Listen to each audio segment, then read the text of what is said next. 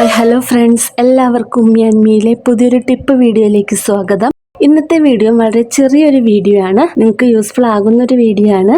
നമ്മുടെ വീട്ടിലെ എത്ര വലിയ കറ പിടിച്ച സിങ്കും കറയൊക്കെ പോയിട്ട് നന്നായിട്ട് വെട്ടിത്തിളങ്ങുന്നതിന് വേണ്ടിയിട്ടുള്ള ഒരു 3 കിടിലൻ ടിപ്പുകളാണ് ഞാൻ ഇന്നത്തെ വീഡിയോയിൽ പറയുന്നത്.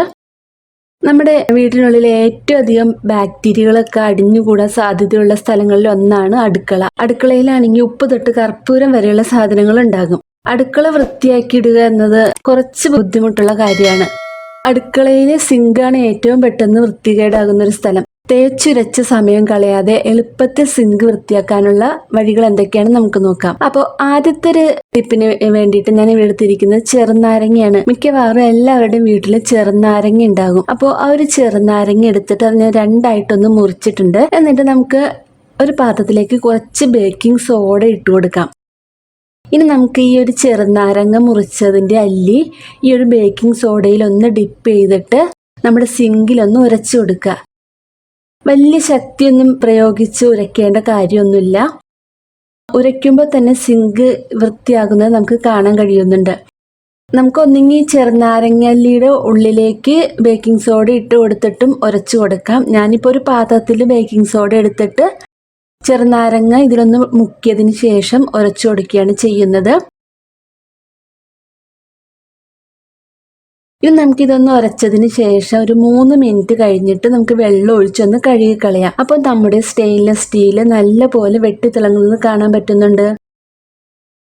ഇനി അടുത്തൊരു വഴിയാണ് നമ്മുടെ വീട്ടിൽ ബേക്കിംഗ് സോഡ. സിങ്കിൽ നമ്മൾ ഒരുപാട് അഴുക്കുകളും കറകളൊക്കെ ഉണ്ടെങ്കിൽ കുറച്ച് ബേക്കിംഗ് സോഡ എടുത്തിട്ട് അതിലേക്ക് കുറച്ച് വെള്ളം ഒഴിച്ചു കൊടുക്കുക. എന്നിട്ട് ഈ ബേക്കിംഗ് സോഡയും വെള്ളവും കൂടി നമ്മുടെ ഈ സിങ്കിൽ ആകെ ഒന്ന് പുരട്ടി വയ്ക്കുക. 10 മിനിറ്റിന് ശേഷം നമുക്ക് ഇത് ഉരച്ച് കഴുകി കളയാവുന്നതാണ്. അപ്പോൾ നമ്മുടെ സിങ്കിലുള്ള എല്ലാ കറകളും പോകുന്നതായിരിക്കും. നമ്മൾ ഉപയോഗിക്കുന്ന വെള്ളത്തിന് കട്ടി കൂടുതലാണെങ്കിൽ വെള്ളത്തിന്റെ കറയൊക്കെ സിങ്കിൽ വരാൻ സാധ്യതയുണ്ട്. അങ്ങനെയുള്ളപ്പോൾ ഹൈഡ്രജൻ പെറോക്സൈഡ് ഉപയോഗിക്കാം. കറയുള്ള ഭാഗത്ത് ഈ ഹൈഡ്രജൻ പെറോക്സൈഡ് സൊല്യൂഷൻ അല്പം ഒഴിച്ചു കൊടുക്കുക.